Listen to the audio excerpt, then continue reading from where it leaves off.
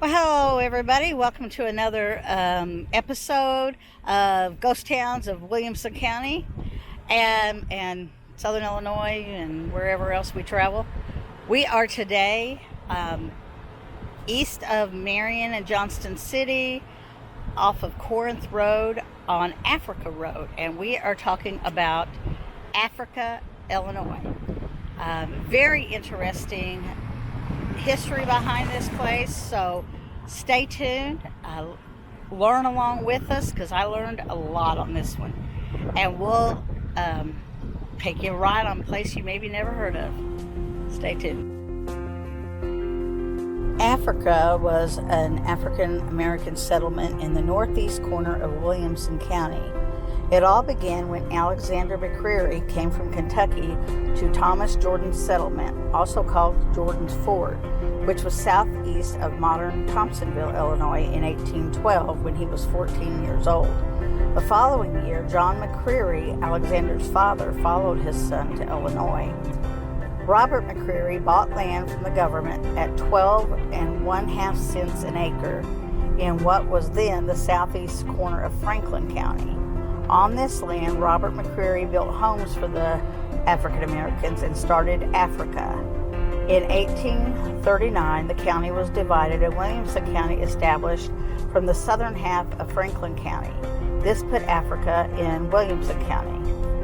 In 1818, when Illinois Territory became the state of Illinois, there was much opposition to slavery, so much that slavery was barred from the new state by the Constitution. John McCreary decided to take his slaves to Missouri, then a slave state. In 1821, he died. His widow inherited the slaves, and they remained her property until her death in 1844. Alexander McCreary, one of her sons, then inherited the slaves. A resident of Illinois, he went to Missouri to take possession. Upon arrival, he learned that all but one had been kidnapped and hidden in the woods.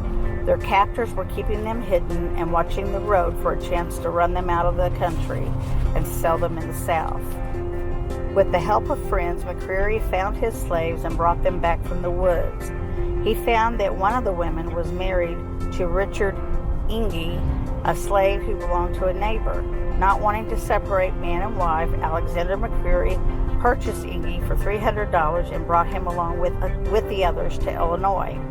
Upon their arrival at Williamson County, McCreary gave all of them their freedom. They settled in Africa, where he provided them with land from which to make their living.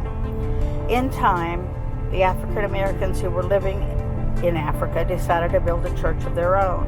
Before this, they had attended church at Liberty, a Methodist church 3 miles southeast of Thompsonville. They named their new church, which was built in 1851, Locust Grove, and affiliated with the Southern Methodist Organization. Later, these inhabitants of Africa built a small schoolhouse and employed white teachers to instruct their children. Walter Kent and Miss Annie Simmons were among the white teachers who taught in the school. In later years, African American teachers were employed, 2 of whom were William Harrison and John Patton. A lack of funds caused the discontinuance of the school in 1908. The district was split up and combined with surrounding districts. Now the children go to school with their white neighbors. Later, funds were raised and the district indebtedness was paid, but the African American school never has been reestablished. Just prior to the Civil War, feeling ran high, and some Southern sympathizers warned the African Americans of Africa to leave their homes.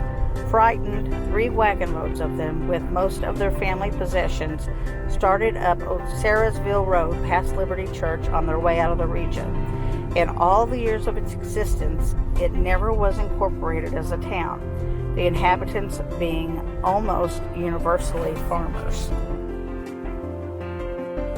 Well, that was our trip down Africa Road. As far as we could tell, we didn't see any remnants left of this established area that was known as Africa, but it's really pretty out here. There's some nice farmland, so if you get a chance to drive down Africa Road, Maybe you'll spot some remnants of the church. We could not do so. But stay tuned, because we're going to cover a lot more of these places that I didn't even know existed in our area. And I hope that you're enjoying these videos as much as I am. So see you on the next episode of Ghost Towns of Southern Illinois and wherever we choose to go.